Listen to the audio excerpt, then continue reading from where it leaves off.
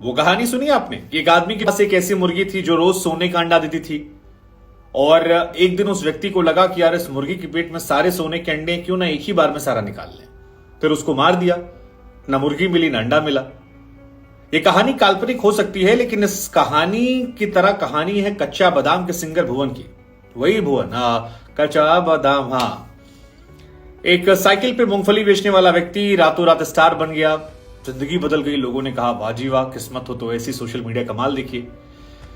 लेकिन उस social media में बड़े चोचलेबाजी भी और उसका शिकार ये भाई साहब हो गए। हुआ कुछ यूं कि जिस कच्चा बादाम ने इनको वायरल किया था, इनके साथ साथ कई और कच्चे बादामों को वायरल किया था। बहुत सारे लोग हुए थे ना कच्चा बादाम करके शो से पहुंच गए, फॉलोअर्स बढ़ गए। उस कच्चा बादाम गाने को इन्होंने 3 लाख रुपए में बेच दिया। वही कि एक ही बार में सारा मुर्गी निकाल ले। अब जहां 10, 15, 20, 50 हजार मिल रहे थे, सोचा 3 लाख रुपए मांग रहे हैं। गोपाल नाम के एक व्यक्ति ने इनसे इस गाने का कॉपीराइट खरीद लिया और इस कॉपीराइट खरीदने का असर यह हुआ कि अब भुवन जहां जाते हैं, कच्चा बादाम गाते हैं तो कॉपीराइट स्ट्राइक आ जाती है।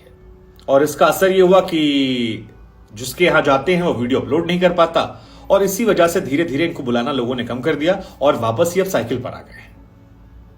3 लाख रुपए के चक्कर में इन्होंने अपनी सबसे कीमती चीज को किसी को बेचा और वापस सड़क पर।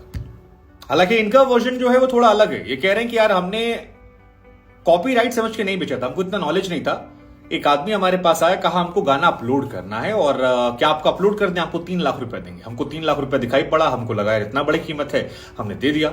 फिर उसने कुछ जगह कागजात पे साइन करवा लिए। हमने आंख मूंद के पैसा देखा और बिना देखे सोचे समझे साइन मार के खत्म कर दिया। अब 3 लाख तो मिल गए लेकिन पैसे खर्च होने लगे। हम अपने गांव में अपना घर बनवाने वाले थे, सोचे थे अच्छे से रहेंगे, परिवार को यहां रखेंगे। लेकिन जब रियलिटी शोज में या कुछ गांव देहात के कार्यक्रम में बुलाया गया हमको और हम वहां गाने गए और वो गाना उन लोगों ने डाला तो उसको फेसबुक ने, यूट्यूब ने हटा दिया। फिर बाद में पता लगा कि हमारा जो गाना है वो किसी और का कॉपीराइट हो गया और अब जहां भी इसको हम गाएंगे वो उसके पास पहुंच जाएगा।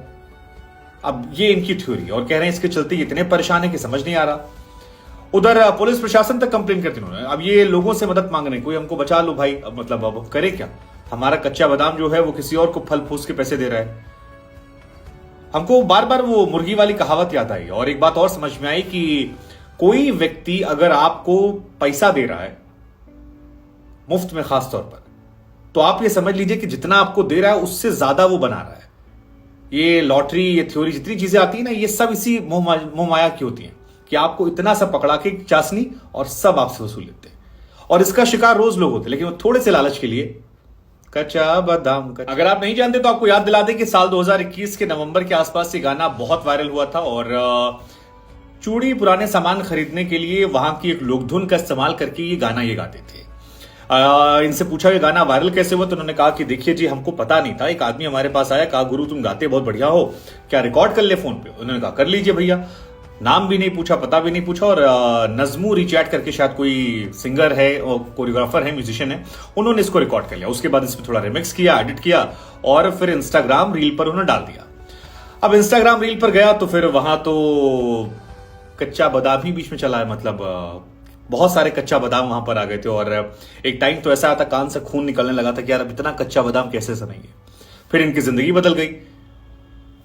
जिसने रिमिक्स किया था उसको भी शायद बहुत फायदा नहीं हुआ होगा, लेकिन इनको बड़ा फायदा हुआ।